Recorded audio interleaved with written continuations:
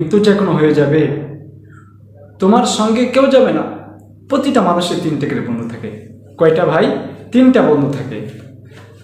এই তিনটা বন্ধুর ভিতরে দুইটা বন্ধু কাজে আসে না, একটা বন্ধু কাজে আসে।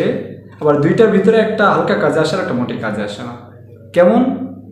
দেখেন, আপনি আজ কোনো হুজুর, কোনো মাওলানা যদি বলে ভাই চলো মসজিদে যাই, নামাজ আদায় করতে যাই, মসজিদে নামাজ আদায় করতে যাই, আপনি কি বলেন যে ভাই আমার সময় নাই, আমার অমুক কাজ আছে, অমুক কাজ আছে।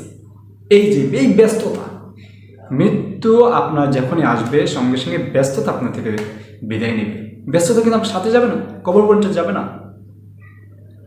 হ্যাঁ, এটা তো চলে গেল। দ্বিতীয় নম্বর হলো আপনার আত্মীয় স্বজন, মাতা পিতা, সন্তানেদের যারা আছে এরা কি আপনার সঙ্গে যাবে? না, যাবে না। ওই আপনার দাফন কবর করা পর্যন্ত, ওই কবরে আপনার পৌঁছে যাবে, সাথে যাবে, কবর পর্যন্ত দিয়ে আপনার থেকে চলে আসবে, আর সঙ্গে যাবে না।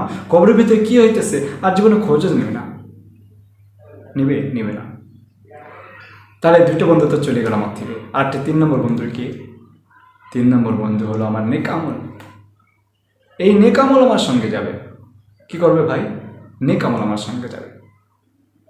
যদি আমি ভালো করে ইবাদত করতে পারি, তাহলে যখন ফেরেশতারা প্রশ্ন করতে আসবে, মাথা থেকে আসবে, ডান দিক থেকে আসবে, বাম দিক থেকে আসবে, পায়ের দিক থেকে আসবে, চতুর্দিক থেকে যখন ফেরেশতারা এসে প্রশ্ন করবে, সওয়াল করবে, আমার যে ইবাদতগুলো আছে, নামাজ আছে প্রশ্ন করতে দেবে না, রোজা প্রশ্ন করতে দেবে না, হজ যাকাত প্রশ্ন করতে দেবে না, অন্য অন্য মাসনুন আছে ছোটো ছোটো ইবাদতগুলো প্রশ্ন করতে দেবে না, কোরআন প্রশ্ন করতে দেবে না, বলবে আমরা উত্তর দিয়ে দেবো। তাহলে দেখেন, এই তিন নম্বর বন্ধুর সাথে আমরা সম্পর্ক রাখতে চাই না। দুইটা বন্ধুর সাথে সম্পর্ক বেশি রাখি, কিন্তু তিন নম্বর বন্ধু যে আমার কাজে দেবে, এই বন্ধুর সাথে আমরা সম্পর্কই রাখি নাকি সম্পর্কই রাখি না। কাজেই বন্ধুর সাথে সম্পর্ক রাখতে হবে। তিন নম্বর বন্ধুর সাথে অধিক পরিমাণ সম্পর্ক রাখতে হবে, তাহলে আমরা ইনশাআল্লাহ সফল হতে পারবো।